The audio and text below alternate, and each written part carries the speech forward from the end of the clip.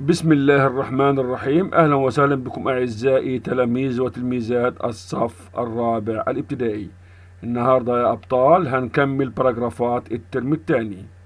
My neighborhood الحي الذي أسكن فيه، then في الماضي and now والآن.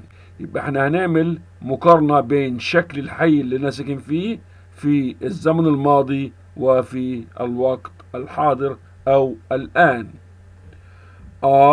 أنا live in أسكن في a small town في مدينة صغيرة full stop.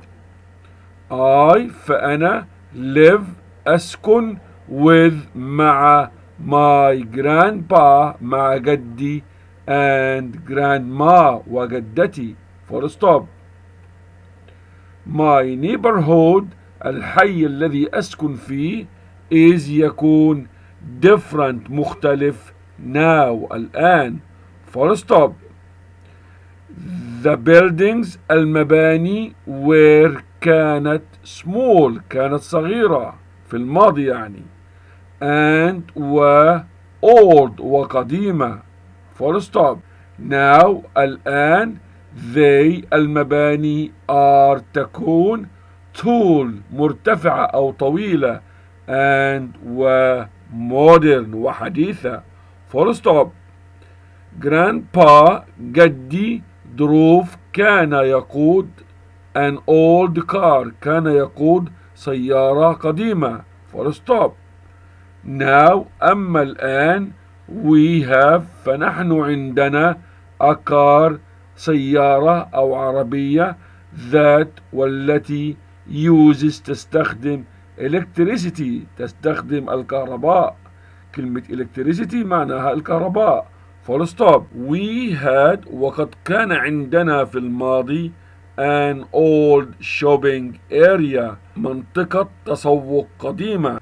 Now أما الآن we have فلدينا a big modern shopping mall مركز تسوق حديث ضخم full stop. تعال نقرا تاني شباب. My neighborhood then and now. I live in a small town. I live with my grandpa and grandma. My neighborhood is different now. The buildings were small and old. Now they are tall and modern. Grandpa drove an old car. Now we have a car that uses electricity. We had an old shopping area. Now we have a big modern shopping mall. ودي يا أبطال ترجمة البراجراف عشان تذاكر براحتك وتجيب الدرجة النهائية إن شاء الله. شكرا يا شباب، وإلى اللقاء في الدرس القادم مع تحيات قناة مستر محمد القشاوي التعليمية.